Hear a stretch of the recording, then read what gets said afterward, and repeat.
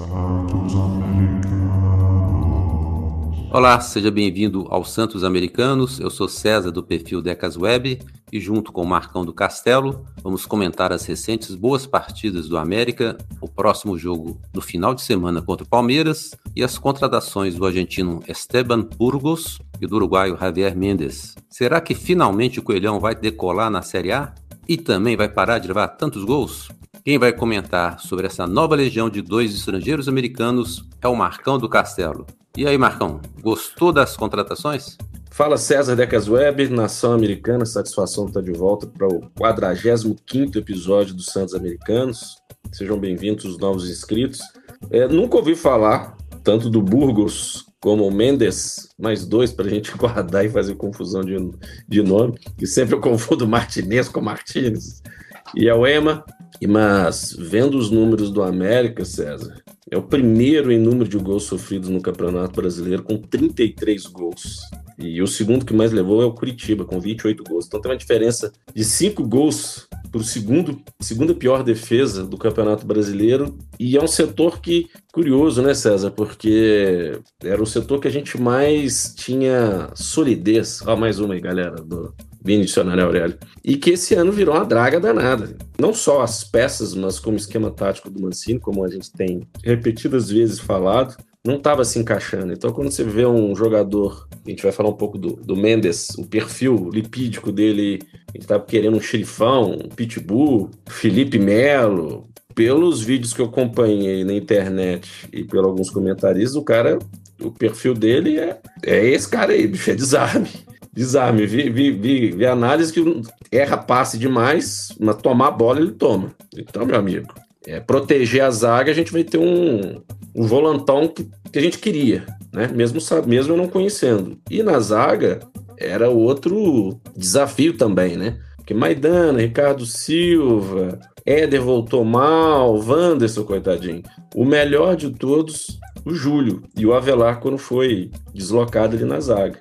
Eu tenho alguns números do Burgos, a gente vai falar, mas o que me preocupa no caso dele é o tempo que ele está parado, porque ele terminou aí a segunda divisão da Espanha e ele está parado desde então. E um dado que eu não sabia, o Málaga caiu para a Série C do Campeonato Espanhol e ele era o zagueiro desse time.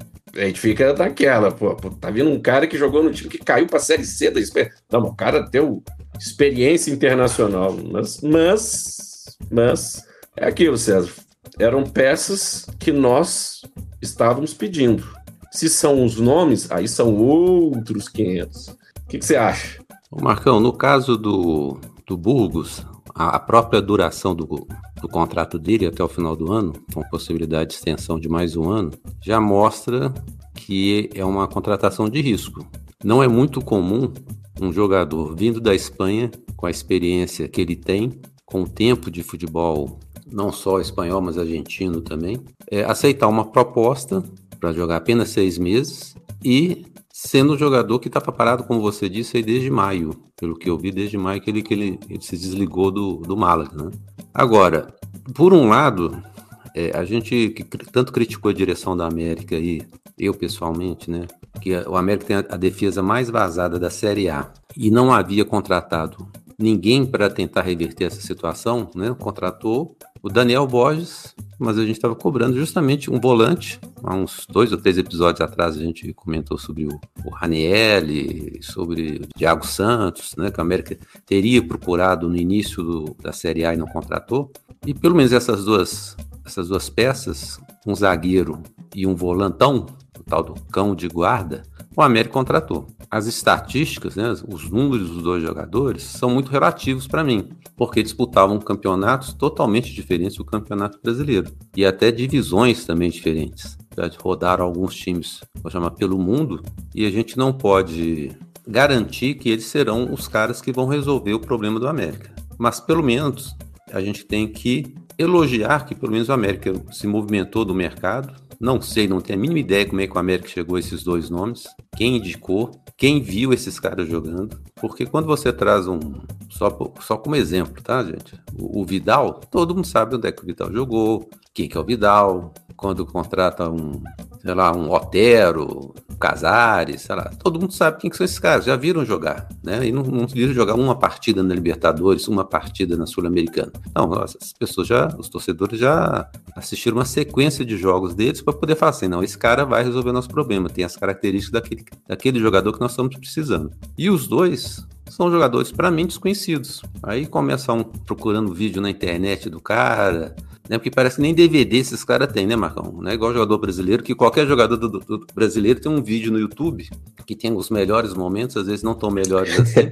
Tô lembrando do Matheus Gonçalves, melhores Lembrei momentos dele do também. Matheus Gonçalves, foi contra o Olímpio arrancado, 100 metros rasos, mais nada.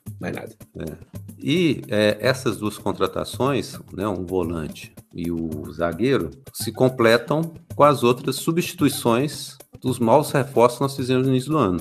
O América contratou o Matheus Gonçalves, saudoso Matheus Gonçalves, e trouxe o Paulinho Boia.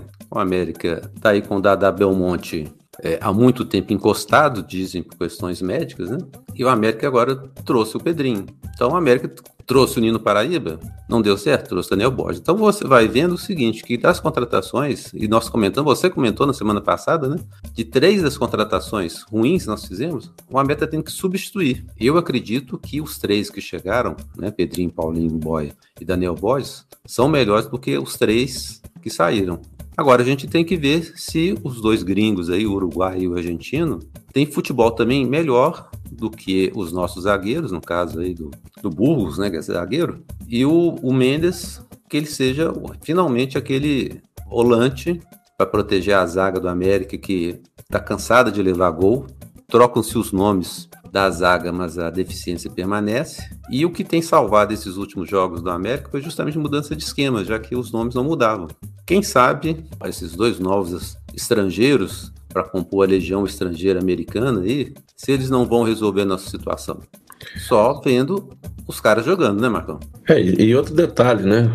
Típica contratação do Salum de um jogador, por exemplo, o Mendes, que também joga de zagueiro. Então é o polivalente, né? Eu tava vendo o histórico da carreira profissional dele, começou mais como segundo volante, foi voltando, mais ou menos guardadas as devidas proporções, do caso do Éder, né? Que também ele foi mudando de posição mais para o sistema defensivo. Agora, é o que você disse bem, limpando, eu ia usar um termo pesado aqui, mas as más escolhas, né? As más escolhas, mas vocês que estão nos ouvindo sabem o que eu estou querendo dizer. As más escolhas das contratações feitas no início do ano. Jogaram dinheiro fora, né? Jogaram dinheiro fora, ao meu ver. E fizeram a gente passar raiva.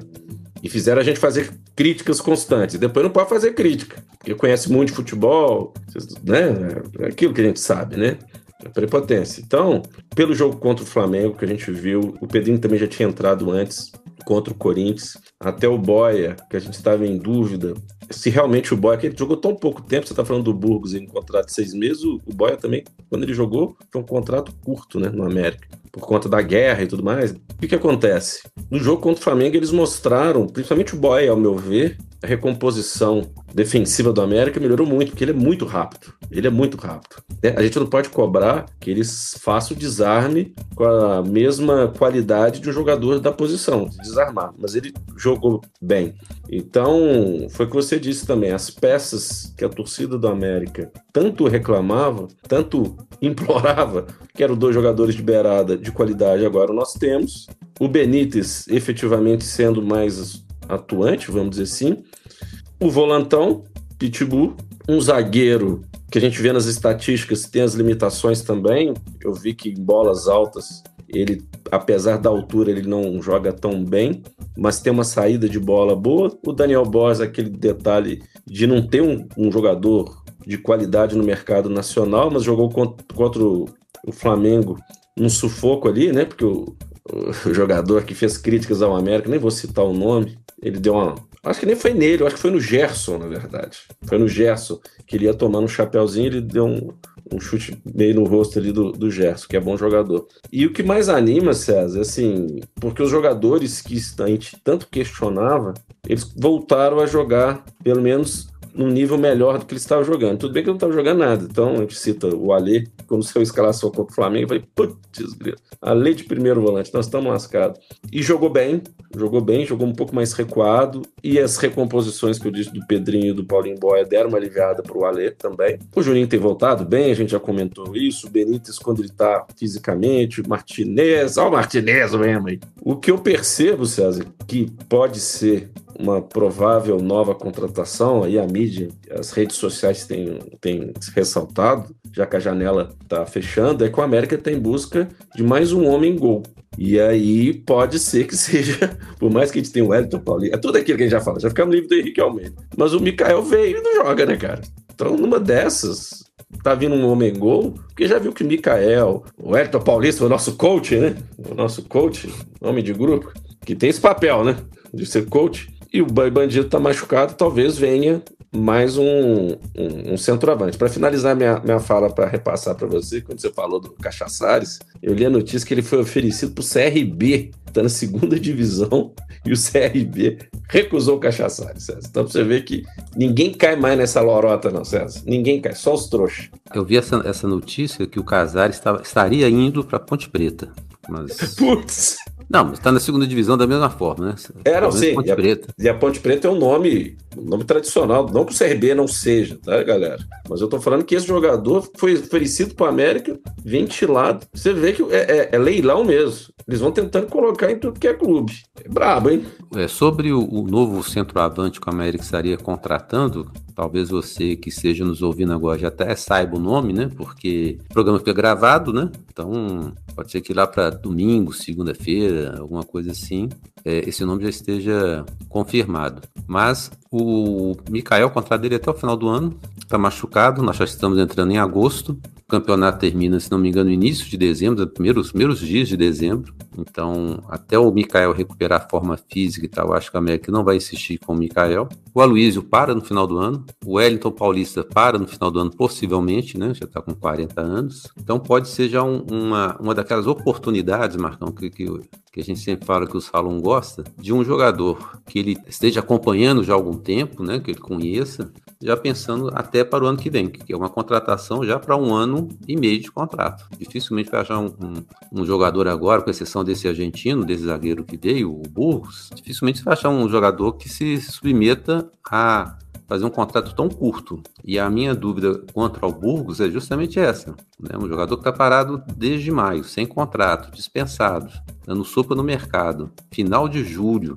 Tá certo que vai falar, mas a janela abriu início de julho. Pô, hoje, né, o programa está sendo gravado no dia 27, ninguém descobriu esse cara estava dando sopa na Espanha, considerado como uma das melhores ligas da Europa, e esse zagueiro tá dando sopa aí no mercado, é estranho. Eu acho também difícil o América encontrar um centroavante bom, também livre no mercado, para fazer um contrato de 6 meses. Vai ser um contrato de no mínimo 1 ano e meio. Assim imagino. E comentou-se há algum tempo atrás que o América estaria atrás de um goleiro também. Mas as recentes boas partidas do Pazinato, pode ser que o América tenha adiado isso por algum tempo, porque o Cavicchioli também, pelo que eu li, o contrato dele termina aí ao final do ano e o América não teria apresentado para ele ainda uma renovação de contrato. Aguardem disso, Marcão? Aguardem, Jori, ano que vem Jori, reserva do Pazinato. Então você falou do Pazinato, que nos tem salvado e tendo mais confiança, mas o Pazinato, meu querido, melhor essa saída de bola. Contra o Flamengo, a gente sabia que ele tinha deficiência, mas aqueles primeiros minutos iniciais é um pleonasmo, né? 3 reposições de bola, todas horrorosas, perigosas, né? Assim, o início do jogo contra o Flamengo foi meio tenso, né? Porque já tinha visto a escalação do Alê e o time bem ofensivo, e o Pazinato por 3 vezes seguidas ele falhou. Então, nesse quesito, nesse fundamento, o Pazinato precisa melhorar e rápido, que é justamente o que o Cavicchioli tem de melhor, né? Que era a reposição de bola. Falando de centroavante, e aí curioso, né? Porque a gente tinha um excesso, ainda tem, só saiu o Henrique Almeida de centroavantes, e tem se falado muito da busca por um centroavante. Isso é muito louco isso, muito louco. Agora, que um goleiro vai precisar ser contratado, ao meu ver, para o ano que vem, Vai ter que ter. Esse ano o Pazinato tem dado conta do recado, mas pro ano que vem a gente vai precisar, César. Eu não sei se o Pazinato tem dado conta do recado, não. Embora tenha feito algumas defesas difíceis, no jogo contra o Corinthians especialmente ele foi muito bem, mas ainda não é o goleiro que me inspira confiança. E você falou no início do seu comentário, né, que a defesa do América é a defesa mais vazada. Até algumas rodadas atrás, a defesa mais vazada era do Curitiba. O Curitiba, inclusive, estava na última posição, né? Era o lanterna, com uma vantagem grande, né, dos demais, aí, tão longe que ele estava na lanterna. E depois que o Curitiba trocou de técnico, ele acertou a defesa dele. Só para vocês terem uma ideia, contra o Fluminense ganhou de 2-0, contra o time do Barro Preto foi 0-0, contra o América levou um gol, contra o Goiás ele levou um gol, e antes ele tinha levado 5 do Grêmio, 3 do Palmeiras, tinha levado 2 do Código de Barras, 3 do Atlético Paranaense, 3 do Bahia. Então, como faz falta uma defesa sólida, que lógico passa por um goleiro bom, porque quando o time está bem armado atrás, você pode até sofrer a pressão do adversário, mas você não pode sofrer tantos gols igual o time do América. Você, na semana passada, você trouxe uma estatística falando que o América era o time que tinha feito o maior número de gols por jogo, a melhor média, o melhor percentual, né, de gols por jogo. Fez gol em 80 e tantos % dos seus jogos. Mas se você tem uma defesa deficiente, o ataque tem que ser muito mais eficiente do que essa defesa. E isso é o que o América não está conseguindo, ter esse equilíbrio. Marcar gols e não levar. E eu acho que o Pazinato, embora tenha até melhorado as últimas partidas, ainda não é um goleiro para a gente falar que é definitivo titular, um cara absoluto. Não dá para pensar em Jori e também não dá para pensar no Cavicchioli voltando, pelo menos para a última partida que ele fez. Então é uma deficiência, o América tem um bom goleiro, que se não para esse ano, que seria o ideal, precisa de um bom goleiro para a temporada seguinte, Marcão. Eu concordo com você. A questão é que o sistema defensivo estava bem frágil.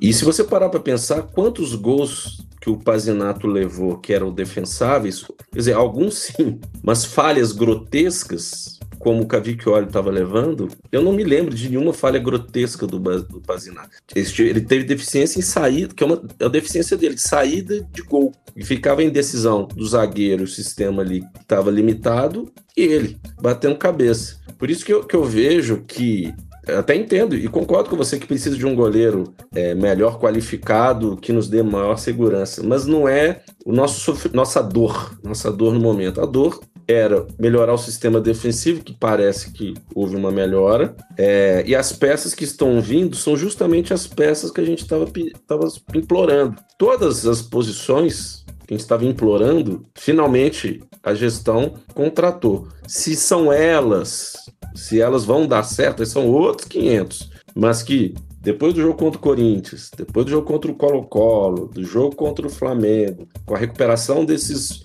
jogadores que a gente... Você até citou o Felipe Azevedo, que seria o nosso terceiro reserva. Pô, o cara entrou e fez o gol. O Nicolas, que ao meu ver, muita gente criticou o Nicolas contra o Flamengo, eu não achei o Nicolas tão ruim assim, não. Para mim, o Nicolas já é titular da lateral esquerda. E a recuperação dos jogadores, como eu disse anteriormente. Então, abre uma perspectiva melhor e aumenta a confiança. Foi o que a gente disse. Quando o time acredita mais no seu potencial, e vou repetir o que eu disse também em outro programa, os adversários nos veem de forma diferente agora, não é mais o saco de pancada de 3 gols toda a partida. Falei, opa, vamos ficar esperto aqui, que tem um Pedrinho de um lado, tem o Boia, Maidana fez de tudo para entregar o jogo contra o Flamengo, né? Mas o Maidana fica esperto, viu? Fica na posição, hein, mano? Mas Daniel Borges, que chuta bem. Então você vê que as peças, o número de opções aumentou muito, César. E o Felipe Azevedo fez o gol, o Nostradamus. Pois é, e você falando do Felipe Azevedo, você está agradando demais o Cássio APJ. O Cássio é nosso ouvinte pelo Spotify e na semana passada, no episódio passado, ele escreveu assim, para de falar o nome do Azevedo. E logo no final de semana, contra o Flamengo, o Azevedo foi lá e fez o gol, que por pouco não seria o gol da vitória, né? Se não fosse o excesso de acréscimos na partida aí do domingo passado. Agora, ótima notícia é que com as boas partidas do Paulinho Boia e do Pedrinho e até do Mateuzinho, ficamos livres do Everaldo. O Everaldo finalmente não entrou, ele que estava entrando em todas as partidas, era o titular, vou dizer, me arrisco a dizer, titular absoluto. Ele já não entrou nessa partida contra o Flamengo. O próprio Azevedo, desculpa, viu, Cássio, vou falar do Azevedo de novo. O Azevedo ficou quantos jogos sem jogar? Demorou um bom número de partidas. E ele entrou já melhor, fazendo inclusive a função, né, que você estava comentando do Paulinho Boia, que é a recomposição, que hoje é praticamente o que o Felipe Azevedo ainda faz. Mas acertou um belo chute, um gol importantíssimo para a América, e talvez antes da partida contra o Flamengo, poucas pessoas apostariam no América ou apostariam na boa partida que a América fez. Né, esteve muito próximo da vitória. O que abre, Marcão, a possibilidade de uma boa partida do América também contra o Palmeiras, que é o jogo do domingo pela Série A. O América tem 3 jogos em que atuou bem, Corinthians, Colo-Colo e Flamengo, e agora nós temos um Palmeiras que também não é mais o Palmeiras, pelo menos de um ano atrás, né? O Palmeiras deu uma caída aí, não sei se pela sequência de jogos e títulos, se é pela provável saída do Abel do comando do Palmeiras, mas o Palmeiras não é o Palmeiras tão assustador, não que não deixe de ser uma equipe forte, mas começa a surgir uma possibilidade até de uma vitória no domingo. O que você acha? Eu acredito piamente, já que a seleção feminina, piamente, né, fazendo um trocadilho.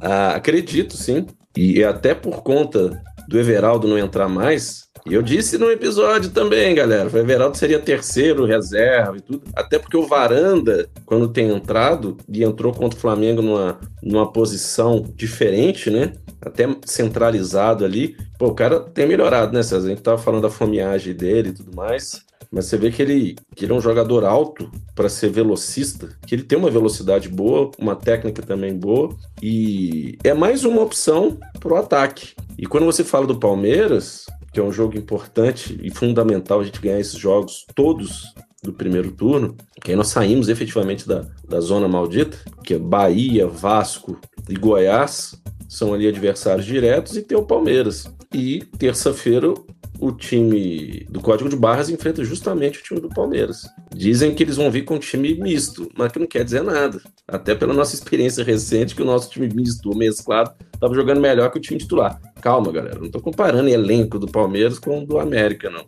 Mas muitas das vezes o time misto ou mesclado, os caras querem mostrar mais futebol do que os panelinhas que estão jogando aí há tempos. Então, não vai ser jogo fácil, mas eu sinto uma energia boa, peças que a gente estava cobrando ter uma regularidade positiva, porque tem gente que vai ter uma regularidade negativa, então alguns jogadores também tiram uma regularidade positiva.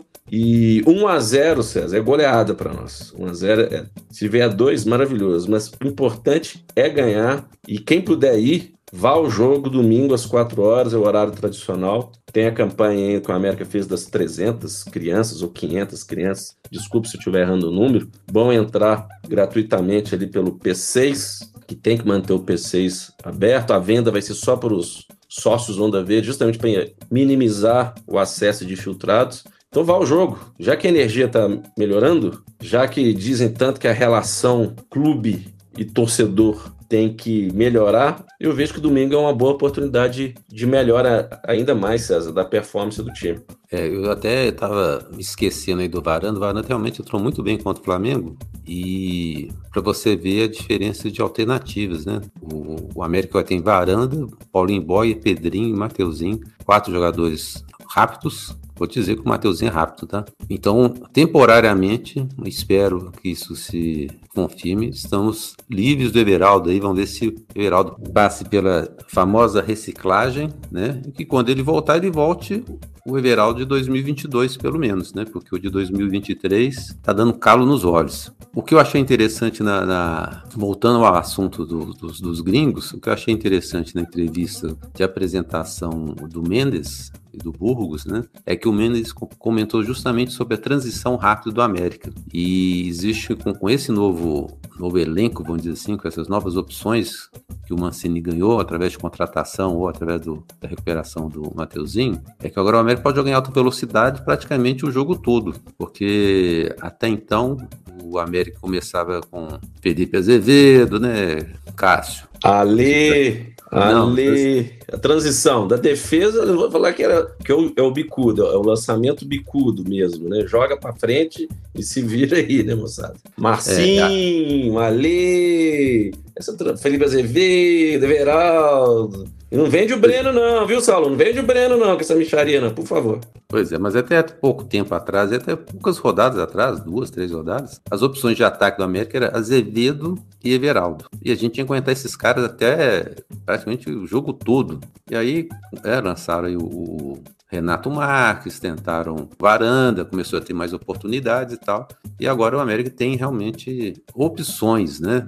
Não que desses jogadores novos aí não sejam opções, mas não eram jogadores com as mesmas características, Pedrinho, do Paulinho e por aí vai, do Varanda. Então, um time como o América agora, como se o Mancini mantiver essa forma de jogo, né, de transição rápida, o time se torna extremamente perigoso, porque ele é extremamente agressivo pelas beiradas do campo, e a gente vê muito time aí você já comentou várias vezes, né, lateral no Brasil, existe uma deficiência, né? Então, se você coloca 2 caras espetados pelos lados, e com o Mastriano, se ele tiver num bom dia, né, a possibilidade, a chance de uma vitória se tornam maiores, e quem sabe uma vitória sobre o Palmeiras não vai ser aquela partida que vai definitivamente virar a chave e definitivamente vai fazer o América decolar na Série A, como a gente falou na abertura do episódio. Queremos agradecer aos santos ouvintes americanos que se inscreveram em nosso canal, curtiram e compartilharam o podcast pelas redes sociais,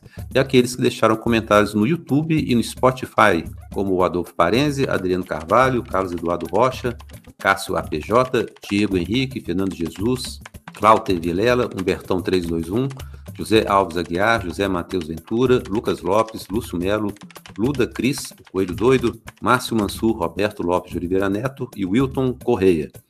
O nosso agradecimento também aos que contribuíram para a manutenção do canal através de Pix para podcastsantosamericanos@gmail.com da Caixa Econômica Federal. Por hoje é só. A todos vocês que nos acompanharam e escutaram, nosso muito obrigado. Na semana que vem estamos de volta com um novo episódio. Abraço a todos e Marcão, até o próximo programa. Abraço a todos, compartilhe o link agora. Um abraço. Santos